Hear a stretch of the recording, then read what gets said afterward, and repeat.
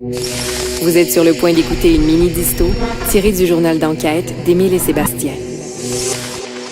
Bonjour chers distordus, ici Émile pour un mini-disto. Vous savez qu'à Distorsion, on s'intéresse aux technologies, mais surtout aux histoires qui nous font remettre en question nos rapports avec cette technologie et l'Internet. L'histoire d'aujourd'hui n'est ni terrifiante ni obscure, mais elle amène toute une réflexion sur notre consommation des réseaux sociaux, encore plus sur la place qu'occupe l'authenticité au sein de Facebook et Instagram. Cette histoire fut au cœur des discussions sur Internet au cours des 2 dernières années. Voici donc Miquela, la star virtuelle d'Instagram. En avril 2016, la jeune Miquela Souza, âgée de 19 ans, ouvre sa page Instagram comme des millions de jeunes filles de son âge le font. Miquela se décrit comme une artiste musicale. Elle chante un genre de R&B moderne, un peu comme The Weeknd ou Ariana Grande par exemple. Elle passe beaucoup de temps en studio et compte enregistrer son premier single très bientôt. Elle se dit grande fan de Kelela, Arca et Beyoncé. Miquela fréquente aussi le café Cuties à Los Angeles, réputé pour être un lieu de rencontre de la culture queer. Elle est très ouverte d'esprit et bien à l'affût des tendances. Elle adore la cuisine éthiopienne et fréquenter les restos cool de East Hollywood. Miquela est une belle brune mince, portant 2 chignons sur les côtés de la tête, c'est un peu sa coiffure signature, et arborant de belles taches de rousseur au visage. Ses premières photos publiées sur Instagram en 2016 ne font pas de vagues. On y voit un chandail rose, par exemple, qu'elle a trouvé dans une boutique. On la voit fréquenter des artistes et autres personnalités connues d'Instagram. Parfois, on la voit pas, en fait. On voit simplement des photos dans un resto, mais prises de son point de vue. Le 9 juin 2016, elle publie un premier selfie en compagnie d'une autre personnalité Instagram, Molly Soda. C'est ce selfie qui déclenchera une véritable marée de commentaires sur les réseaux sociaux. Le problème, en fait, c'est que bien que la vie de Miquela semble bien réelle, son corps, ou du moins sa personne, semble complètement générée par ordinateur, un peu comme un personnage de jeu vidéo, mais très réaliste. Le selfie est bien normal en fait, il n'y a rien de particulier. On voit les 2 jeunes filles dans la rue à Los Angeles manger un cornet de crème glacée. Il est indiqué dans la description que la photo est un TBT, donc une photo souvenir. Et là-dessus, Miquela, elle explique qu'elle aurait bien voulu voler les belles lunettes soleil de Molly Soda. Donc rien de particulier. À partir de ce selfie, l'histoire va commencer à être de plus en plus discutée sur les réseaux sociaux, particulièrement Instagram, énormément dans les commentaires de cette photo-là. Il y a des milliers de commentaires qui apparaissent au bas de cette photo-là. Les gens se demandent, Miquela est-elle une vraie personne? Qu'est-ce qui se trame derrière cette histoire? Pourquoi on la voit comme ça avec d'autres gens qui sont bien réels? C'est clair qu'il y a quelque chose qui cloche là, parce que le personnage n'a pas l'air complètement fondu dans le décor et c'est clair que c'est pas tout à fait réel tout ça. Là. En observant les photos de Miquela, les internautes font l'expérience de ce qu'on appelle la Uncanny Valley, c'est-à-dire que plus un personnage virtuel ou un robot se rapproche du réalisme d'un humain, plus nous sommes critiques envers ses défauts. Donc plus on remarque les petits détails qui clochent, les ombres, les yeux, la taille des cheveux, etc. C'est exactement ce que les gens ressentent en regardant les photos de Miquela. Donc un genre de malaise ou d'inconfort.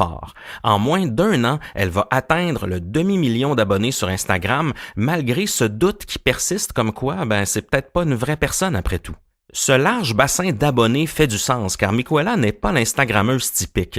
Elle répond aux commentaires des fans, elle est très impliquée dans sa communauté, elle porte de beaux messages sur la diversité corporelle et la diversité de genre, elle va aussi s'impliquer dans plusieurs causes sociales comme Black Lives Matter et aussi soutenir des campagnes de sociofinancement. Donc Miquela a quand même de très bonnes valeurs. Peu à peu, elle va devenir une véritable influenceur. Elle va poser pour Chanel, Supreme, Prada, Converse, plusieurs autres, et s'attirer des articles dans Vogue et Nylon, entre autres. Elle va devenir une vraie personnalité mode. Les marques vont l'engager pour des campagnes et sa popularité va escalader furieusement, au point où elle rejoindra plus de 1,3 million d'abonnés en 2 ans sur Instagram. Elle va même offrir des services comme une couverture de la Fashion Week de Milan pour le compte de Prada. Donc elle va faire ce qu'on appelle des takeovers. Malgré le fait qu'on ne doute plus que Miquela soit un personnage virtuel, il y a quand même une question qui demeure au sein des internautes pendant tout ce temps. Mais qui est derrière cette histoire? Est-ce qu'il s'agit d'une campagne publicitaire ou d'un autre stunt? On se posait la même question lors de notre épisode sur Marina Joyce, vous devez vous en rappeler, qui, elle, en fait, est un vrai être humain. Par contre, ici, nous sommes convaincus que Miquela est virtuel, donc il y a vraiment quelque chose derrière tout ça. Le YouTuber Shane Dawson, qui est très populaire, va même créer une série de vidéos mettant en doute ceux qui croient que Miquela est virtuel, car lui, il affirme lui avoir parlé au téléphone. Mais on sait très bien que ceci ne sera pas suffisant pour nous convaincre.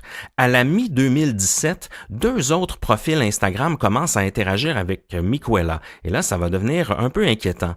Il y a Bermuda, qui est une jeune blonde supporteuse de Trump, et aussi Blacko, qui lui est un jeune homme, lui aussi passionné de musique et de mode.